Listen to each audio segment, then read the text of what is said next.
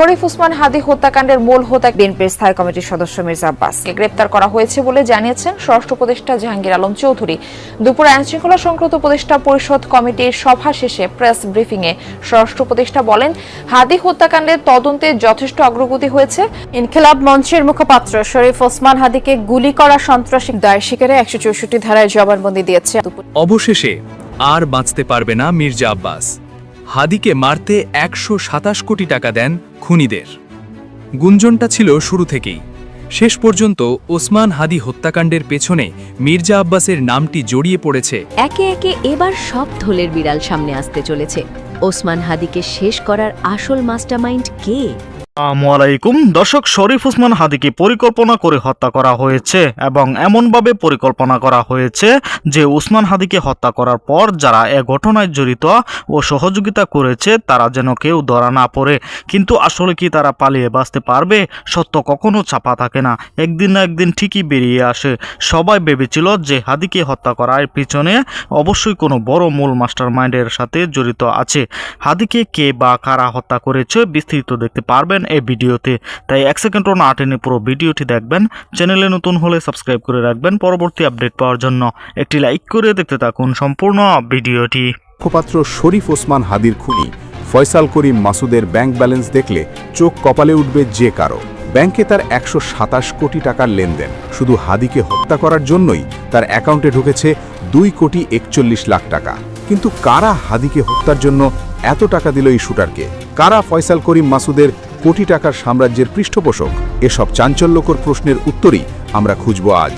আমাদের পরিচিত পৃথিবীতে একটি জীবনের মূল্য অমূল্য, কিন্তু অপরাধ জগতের অন্ধকার গলিতে এই জীবনের দরদাম হয় কয়েকশো কোটি টাকায়।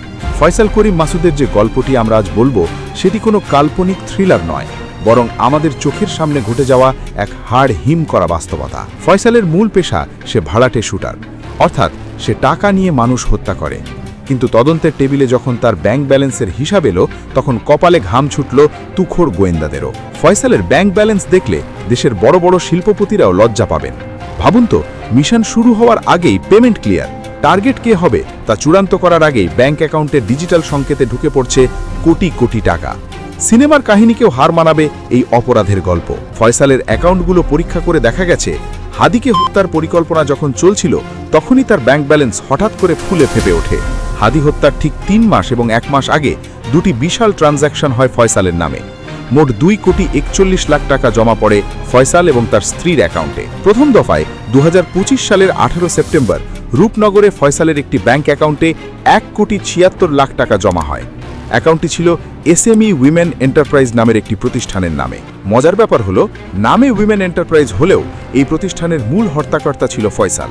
এরপর হাদি হত্যার মাত্র 1 মাস আগে 4 নভেম্বর এনআরবিসি ব্যাংকের বেনারসি পল্লীর একটি উপশাখায় জমা হয় 65,55,000 টাকা। এই অ্যাকাউন্টটি ছিল ফয়সালের স্ত্রী সামিয়ার নামে। ফয়সাল জানতেন একবারে এত টাকা উত্তোলন করা সম্ভব হবে না, তাই কিলিং মিশনে নামার আগে ফয়সাল ও তার স্ত্রী ব্যাংক থেকে ধাপে ধাপে 1,76 লাখ টাকা তুলে নেয়। পুলিশ ধারণা করছে এই টাকাই হাদি হত্যার মিশন কমপ্লিটে এবং ফয়সালের আত্মগোপনে ব্যবহৃত হয়েছে।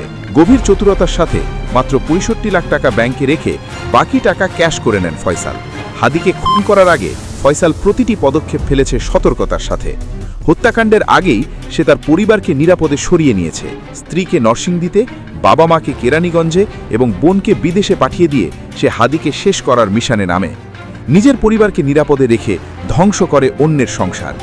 যদিও পুলিশ ইতিমধ্যে হাদির বাবা মা ও স্ত্রীকে গ্রেফতার করতে সক্ষম হয়েছে, কিন্তু একটি খুনের ঘটনাতে ফয়সালের অপরাধ শেষ নয়। ফয়সাল করিম মাসুদের কালো টাকার সাম্রাজ্য আরও অনেক বিস্তৃত। একজন সাধারণ মানুষের ব্যাংক অ্যাকাউন্ট থাকে সর্বোচ্চ 2টি বা 3টি, কিন্তু এই ব্যক্তির জাল কত গভীরে ছিল তা কল্পনা করতে পারেন? মাত্র একজন ব্যক্তির নামে দেশের 14টি নামি দামি ব্যাংকে সচল ছিল 53টি অ্যাকাউন্ট। হ্যাঁ, ঠিকই শুনেছেন, ফয়সাল 53টি ব্যাংক অ্যাকাউন্ট ব্যবহার করত। 2017 থেকে 2025 এই 8 বছরের সংক্ষিপ্ত সময় তার এসব অ্যাকাউন্টে লেনদেন হয়েছে 127 কোটি টাকা। একজন খুনির হাতে 100 কোটি টাকার লেনদেনের এই অবিশ্বাস্য রহস্য চিন্তায় ফেলে দিয়েছে সিআইডি সহ সকল গোয়েন্দা সংস্থাকে। গোয়েন্দারা ফয়সালের কুকীর্তি খুঁজতে যত গভীরে গেছেন ততই বেরিয়ে এসেছে এক অন্ধকার জগতের ব্লুপ্রিন্ট।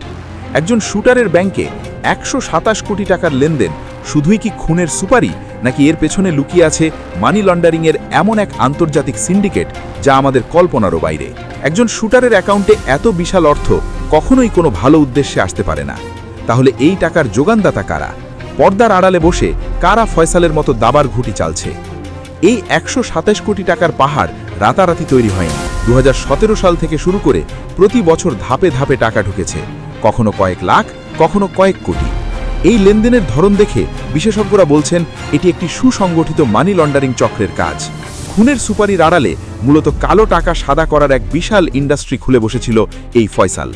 ফয়সাল কিন্তু বোকা ছিল না, সে জানত সরাসরি আন্ডারওয়ার্ল্ডের পরিচয় দিলে ধরা পড়ার সময়ের মাত্র ব্যাপার। তাই সে নিজের চারপাশে তৈরি করেছিল এক গ্ল্যামারাস কর্পোরেট মুখোশ। সমাজের চোখে সে ছিল একজন সফল এবং প্রতিভাবান আইটি ব্যবসায়ী। নিজের এবং নিজের স্ত্রীর নামে সে একে একে খুলেছিল বেশ কয়েকটি গাল ভরা নামের প্রতিষ্ঠান। নামগুলো শুনলে মনে হবে কোনো high tech startup company: Apple soft IT, icon software, leads training and consulting, leads corporation আর ডিরেক্টরি প্রজেক্ট। এই নামগুলো যখন ভিজিটিং কার্ডে থাকতো তখন কেউ ভাবতে পারেনি এর ভেতরে কত বিষাক্ত জঞ্জাল জমা হয়ে আছে। সিআইডি এবং সাহসী সাংবাদিকরা যখন বাংলা মোটরের রূপায়ণ টাওয়ারে এসব কোম্পানির সন্ধানে গেলেন তখন বেরিয়ে এলো আসল ধোঁজাবাজি। কাগজে কলমে বাংলা মোটর কিংবা আদাবরের বাইতুল আমান হাউজিংয়ে এই কোম্পানিগুলোর ঠিকানা দেওয়া থাকলেও সেখানে বাস্তবে কোনো অফিস ছিল না। ছিল না কোনো দক্ষ আইটি ইঞ্জিনিয়ার বা কোনো উন্নত সার্ভার রুম। সেখানে ছিল শুধু শূন্য দেওয়াল আর মিথ্যে আশ্বাসের সাইনবোর্ড। লিডস ট্রেনিং সেন্টারের অফিসে গিয়ে দেখা গেল 1.5 বছর আগেই তারা সব কিছু গুটিয়ে উধাও হয়ে গেছে। অর্থাৎ এই কোম্পানিগুলো কোনোদিন কোনো সফটওয়্যার বানায়নি, এরা বানিয়েছিল অপরাধের টাকাকে বৈধ করার এক অভেদ্য বর্ম। হিটম্যান বা কন্ট্রাক্ট কিলিংয়ের মাধ্যমে উপার্জিত রক্তমাখা টাকা এই কোম্পানিগুলোর নাম দিয়ে বৈধ ব্যাংকিং চ্যানেলে প্রবেশ করানো হতো। তদন্তে উঠে এসেছে আরও এক ভয়ঙ্কর তথ্য। ব্যাংক এশিয়ার আদাবর রিং রোড শাখাতেই ফয়সালের 19টি অ্যাকাউন্ট আছে। আমাদের দেশের ব্যাংকিং নিয়ম অনুযায়ী একজন ব্যক্তির এতগুলো অ্যাকাউন্ট থাকা অস্বাভাবিক।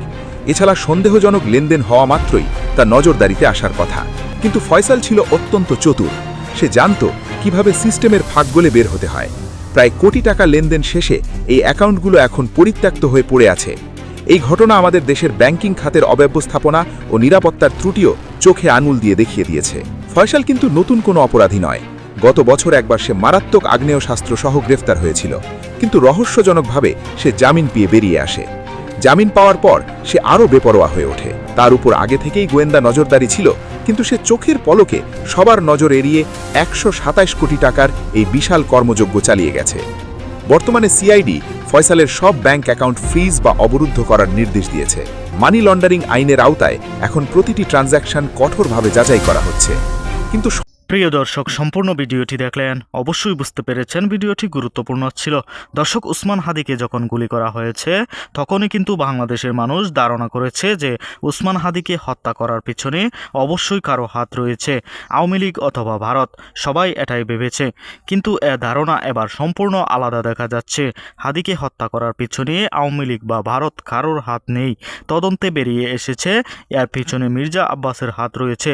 দর্শক, এই ভিডিওতে যে তথ্যগুলো আপনারা পেয়েছেন এ বিষয়ে আপনাদের কি মতামত তা অবশ্যই কমেন্ট করে জানাবেন, এবং পরবর্তী আপডেট ভিডিওগুলো সবার আগে পেতে চ্যানেলটিকে এখনই সাবস্ক্রাইব করে রাখুন। এই মুহূর্তে বিদায় নিচ্ছি, দেখা হবে পরবর্তী কোনো ভিডিওতে। সে পর্যন্ত ভালো থাকুন, সুস্থ থাকুন। আসসালামু আলাইকুম।